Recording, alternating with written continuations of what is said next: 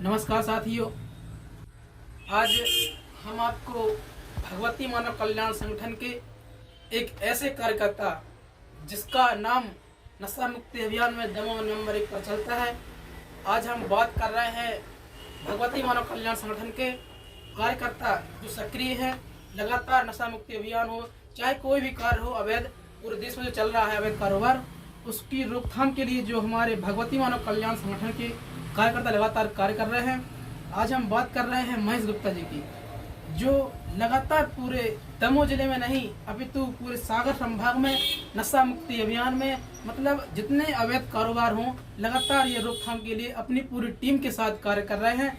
आज हम इनसे जानेंगे कि यह किस प्रकार से कार्य करते हैं, कैसे यह पुलिस की मदद करते हैं और इतना विशाल जो परमहंस योगी राष्ट्रीय शक्तिपुत्र जी महाराज का लक्ष्य है उसकी पूर्ति के लिए किस प्रकार कार्य करते हैं। तो आइए हम जानते हैं इनसे। बताएं गुप्ता जी, आप नशा मुक्ति अभियान में किस प्रकार कार्य करते हैं और आपकी टीम किस प्रकार कार्य करती है? सबसे पहले तो मैं परमहंस योगी राष्ट्रीय शक्तिपुत्र महाराज के चरणों में नमन वंदन करता हूं और आपके चैनल को बहुत बहुत धन्यवाद देना चाहता हूं जो आपने हमें इस लायक समझा। भगवती मानव कल्याण संगठन का मुख्य लक्ष्य है कि देश के कोने कोने में जहां भी अवैध शराब बिक रही हो या कोई भी अवैध कार्य हो रहे हो उसको रोकना भगवती मानव कल्याण संगठन का मुख्य लक्ष्य है। और मैं अपनी टीम के साथ जाकर कहीं का भी हो चाहे कोई भी हो, अगर हमारे सामने अवैध शराब दिखती है या कोई भी अवैध कार्य दिखता है तो उसको रोकते हैं, तुरंत पुलिस को बुलाते हैं, पुलिस मेरी तुरंत आती है और वह कार्रवाई करती है। आप लगातार नशा मुक्ति के क्षेत्र में कार्य कर रहे हैं जी। तो आप आपको डर नहीं लगता काम करने में? नहीं, ये हम गुरुवत्सी के शिष्य हैं, सच्चिदानंद के अवतार जो जिन्होंने जगत जननी जगदम्बा के जब दर्शन प्राप्त करते हैं, हम उनके शिष्य होने के माध्यम से मुझे तो डर कभी किसी बात का लगता ही नहीं है। चाहे कुछ हो जाए, आगे बरसे, चाहे पानी बरसे, चाहे कुछ भी हो, मैं उस लक्ष्य की ओर आगे बढ़ता ही रहूंगा।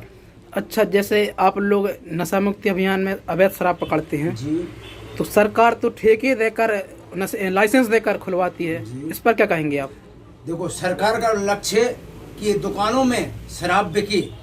मेरे दुकानों से कोई मतलब नहीं है, आप दुकानों में शराब बेचते हैं। वैसे मैं सरकार से भी हाथ जोड़कर निवेदन करना चाहता हूं कि आप प्रदेश को और बल्कि देश तक को, मुख्यमंत्री और माननीय प्रधानमंत्री महोदय से भी निवेदन करना चाहता हूं कि मध्य प्रदेश तो छोड़ो, फिर देश को नशा मुक्त कर देंगे तो अपने आप हजारों प्रकार की बीमारियां और हजारों प्रकार के एक्सीडेंट बंद हो जाएंगे। अच्छा, तो आप लोग नशा मुक्ति अभियान में कार्य कर रहे हैं जी।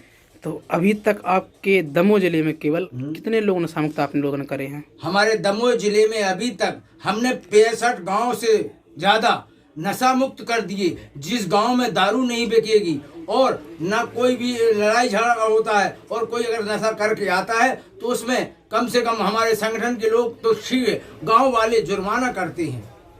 अच्छा, तो मैं आपसे यह जानना चाहता हूँ कि लगातार एक विशाल अभियान चल रहा है आप लोगों का, तो आप कहाँ तक सफलता प्राप्त कर पा रहे हैं? हमारा तो ये उद्देश्य है, बिल्कुल सफलता ऐसी हो रही है। लोग कहते हैं कि भगवती मानव कल्याण संगठन के लोग इतने अच्छे हैं, जहां भी जाते हैं वह हम लोगों का स्वागत सत्कार करते हैं और कहते हैं आप लोगों के माध्यम से हमारा गांव नशा मुक्त हो गया। नहीं, अभी तक आप लोगों को सफलता कहाँ तक मिली है? बहुत ज्यादा। आपका विशाल अभियान चल रहा है। विशाल अभियान, इसमें हमें कम से कम 40 से 50% लोग हमारा सफलता दे रहे हैं। आने वाले समय में ऐसा लगता है कि पूरे देश में नशा मुक्त हो जाएगा। तो आप परम पूज्य शक्तिपुत्र जी महाराज के दिशा निर्देशन में काम कर रहे हैं, तो इतना बड़ा लक्ष्य है, इसकी पूर्ति आप कैसे कर पाएंगे? क्योंकि सरकार एक तरफ तो नशा बेच रही है और एक तरफ नशा मुक्ति अभियान भी चला रही है। ये सरकार की दोहरी नीति पर आप क्या कहेंगे? दोहरी नीति ये सरकार की है। मैं सरकार से यही निवेदन करना चाहता हूँ, या तो आप टोटल कह दो कि हम शराब मत न। आज नशे के खिलाफ में कितनी एक्सीडेंट होते हैं, कितनी देश में बीमारियां होती हैं, इसका कोई को पता ही नहीं है आज। और कहते हैं हम नशा बिकवा रहे और कहते हैं यहाँ एक तरफ भी कहते हैं हम नशा छुड़ाओ आंदोलन चलाते हैं, इससे कोई मतलब नहीं है। इसलिए आपसे मुख्यमंत्री महोदय से निवेदन है कि प्रदेश को नशा मुक्त कर दें। अगर आपने प्रदेश को नशा मुक्त कर दिया तो मैं गारंटी देता हूँ हजारों प्रकार की बीमारियां दूर हो जाएंगी और हजारों प्रकार के जो एक्सीडेंट में पैसे देती है, कोई का एक्सीडेंट हो गया कहीं 5 लाख दे दिए 10 लाख दे दीजिए, यह पैसा भी बच जाएगा।